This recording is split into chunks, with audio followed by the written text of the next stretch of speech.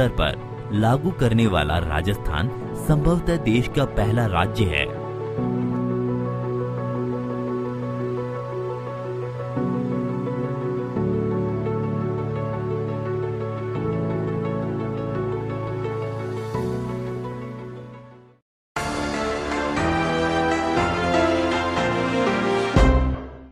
नमस्कार, आप देख रहे हैं खबर गांव शहर बुलेटिन। मैं हूं आपके साथ मोनिका। तो चलिए खबरों पर नजर डाल देते हैं फटाफट अंदाज में।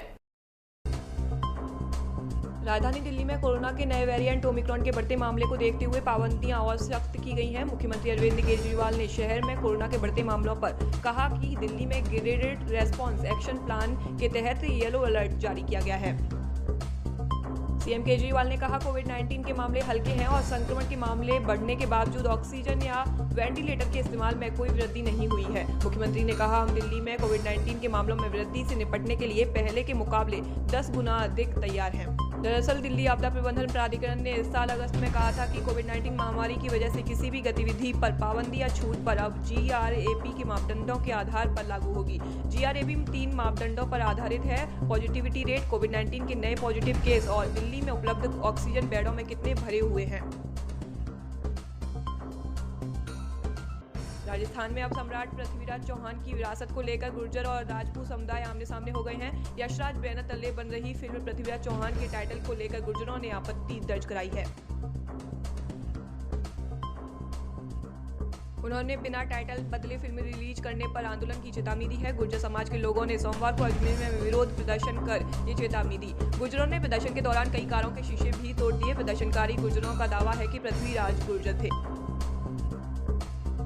अब तक पृथ्वीराज चौहान को राजपूत ही माना जाता रहा है। दूसरी तरफ राजपूत समुदाय ने गुर्जरों के दावे को गलत बताया है। राजपूत समुदाय का कहना है कि पृथ्वीराज चौहान राजपूत हैं। इसे साबित करने की जरूरत नहीं है। ये ऐतिहासिक तथ्य और हकीकत है, इसे बदला नहीं जा सकता। भारत पाकिस्तान अंतर्राष्ट्रीय बॉर्डर पर स्थित जैसलमेर जिले में मंगलवार को बिगड़े मौसम ने रेगिस्तान को बर्फिस्तान में बदल दिया।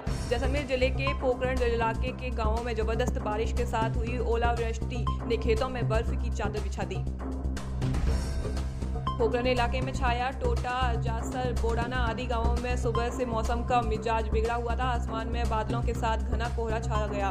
दोपहर बाद जमकर बारिश हुई। बारिश के साथ ओलावृष्टि से चारों तरफ बर्फ ही बर्फ नजर आने लगी। मौसम के इस बिगड़े मिजाज को देखकर किसानों की आंखों में आंसू आ गए। इससे पहले प्रदेश के कई जिलों में सोमवार को रात भर बादल जमकर बरसे थे। पोखरण इलाके के लाठी कस्बे सहित आसपास के क्षेत्र में मंगलवार को दोपहर में ओलावृष्टि के साथ शुरू हुई हल्की बरसात बाद में झमाझम बारिश में बदल गई। नागौर के आसपास कुचेरा, नीवड़ी, गाजू मुंडवा आसपास गांव में भयंकर ओला की बारिश हुई, जिससे किसानों को काफी नुकसान हुआ है। और इस मौसम में ओला की बारिश होना किसानों के चेहरे पर चिंता की लकीर दिखाई दे रही है।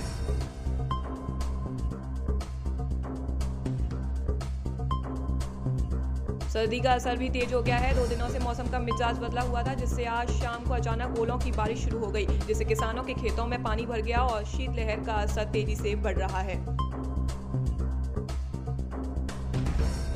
जहाजपुर क्षेत्र में 2 दिन हुई बारिश के बाद आज सुबह से ही क्षेत्र में घना कोहरा छाया रहा। घने कोहरे के चलते वाहनों की रफ्तार थम गई। घने कोहरे के चलते सुबह 8 बजे तक भी कुछ दिखाई नहीं दे रहा। वहीं बारिश के बाद क्षेत्र में गलन भरी सर्दी बढ़ गई है। ओमिक्रॉन की दहशत के बीच राजस्थान एक बार फिर से कोरोना से कांप उठा है। विदा होते वर्ष 2021 के अंत में राजस्थान में लगातार कोरोना विस्फोट होता जा रहा है। मंगलवार को प्रदेश भर में 181 दिन के बाद एक साथ 97 कोरोना के नए केस सामने आए हैं। इससे स्वास्थ्य महकमे में चिंता की लहर दौड़ गई है। इनमें सर्वाधिक 75 केस राजधानी जयपुर में आए हैं। इसके साथ ही प्रदेश में एक्टिव केसों की संख्या 438 तक जा पहुंची है। कोरोना की तीसरी लहर को देखते हुए राजस्थान में वैक्सीनेशन की स्पीड तेज कर दी गई है। स्वास्थ्य विभाग के अनुसार मंगलवार को राज्य भर में कोरोना के 97 नए केस दर्ज किए गए हैं। इनमें सबसे ज्यादा 75 केस जयपुर में सामने आए हैं। जयपुर के अलावा जोधपुर में 9, अजमेर में 1, अलवर में 2, भीलवाड़ा में 2, बीकानेर में 2, झालावाड़ में 1, झुंझुनू में 1, कोटा में 1 और उदयपुर में 3 नए केस पाए गए हैं। राजस्थान हाल ही में ओमिक्रॉन वेरिएंट का भी विस्फोट हुआ था। जयपुर में 201 दिन बाद एक साथ 75 केस आए हैं। दिसंबर माह में राज्य में कोरोना मरीजों की तादाद लगातार बढ़ती जा रही है। इससे पहले राजस्थान में गत 22 दिसंबर को 19 केस आए थे।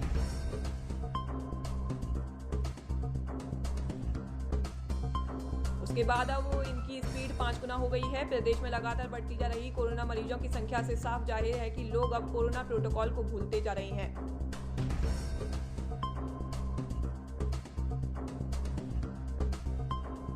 देशभर में फिल्म पद्मावत को लेकर हुए विवाद के बाद एक बार फिर चित्तौड़गढ़ में रानी पद्मिनी से जुड़े विवादित तथ्यों को लेकर मतभेद उभर आए हैं। इस बार कारण बना है राज्य सरकार की ओर से 5 करोड़ रुपए की लागत खर्च करके 3D सिस्टम मैप बनाया गया।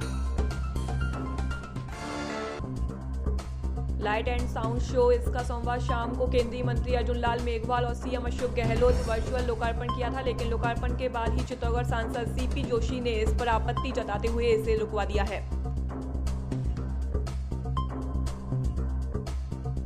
वहीं राजस्थान के सहकारिता मंत्री उदयलाल आंजना ने किसी प्रकार का विवाद नहीं होने का दावा किया है। इस शो को लेकर राजपूत समाज ने भी विरोध जताया है। इसे लेकर राजपूत समाज की आज भोपाल नोबल छात्रावास में बैठक रखी गई है। ऐतिहासिक दुर्ग चित्तौड़गढ़ पर आने वाले पर्यटकों को बेहतर सुविधाएं मुहैया कराने और उनका ठहराव चित्तौड़गढ़ में हो, इसके लिए दुर्ग के कुंभा महल में राजस्थान पर्यटन विभाग की ओर से लाइट एंड साउंड शो को 3D तकनीक के साथ जोड़कर नए रूप में रूपांतरित किया गया है। इस पर 5 करोड़ रुपए की लागत आई है, लेकिन इसके लोकार्पण कार्यक्रम में सांसद चंद्रप्रकाश जोशी ने इसमें दिखाए जा रहे चित्तौड़ की रानी पद्मिनी के संदर्भ में तथ्यों को लेकर आपत्ति जाहिर की। उन्होंने 45 मिनट के शो के 16वें मिनट पर आपत्ति करते हुए इसे रुकवा दिया।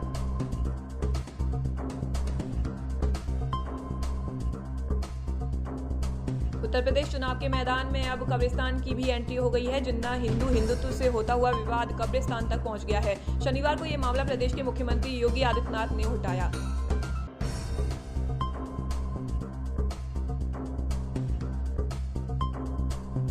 उन्होंने पूर्व की सरकारों पर हमला बोला। सीएम ने कहा कि गरीबों के विकास के लिए जो पैसा मिला था उसे पूर्व की सरकार ने कब्रिस्तानों पर खर्च कर दिया। उनके निशाने पर समाजवादी पार्टी के मुखिया अखिलेश यादव थे।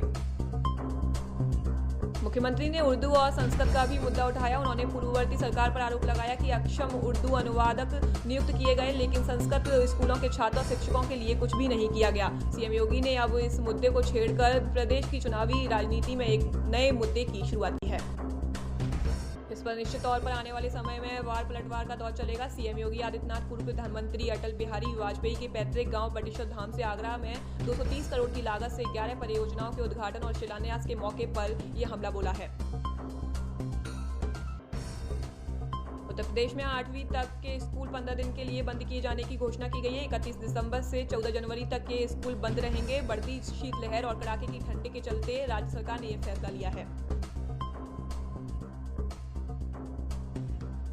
बेसिक शिक्षा विभाग के टाइम एंड मोशन स्टडी के आदेश के तहत पहली बार शीतकालीन अवकाश दिया जा रहा है। इससे पहले जिलाधिकारी के आदेशों के तहत विभिन्न जिलों में स्कूलों में छुट्टी की जाती रही है।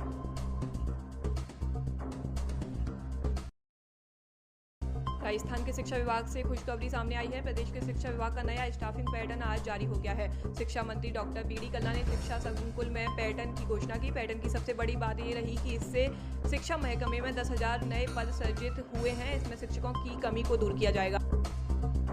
शिक्षा मंत्री डॉक्टर बीडी कल्ला ने पैटर्न जारी करते हुए कहा कि इस बार के स्टाफिंग पैटर्न के सुखद नतीजे रहे हैं। प्रदेश की सरकारी स्कूलों में 8 लाख छात्रों का नामांकन बढ़ा है। 5 लाख छात्र छात्राओं का नामांकन प्रारंभिक शिक्षा में जुड़ा है। कल्ला ने कहा है कि नए स्टाफिंग पैटर्न में 10,000 नए पद सृजित हुए हैं।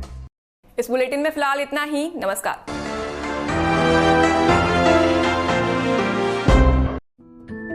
मुख्यमंत्री किसान मित्र ऊर्जा योजना। जैसा कि मुख्यमंत्री श्री अशोक गहलोत ने कहा है, राज्य सरकार हमेशा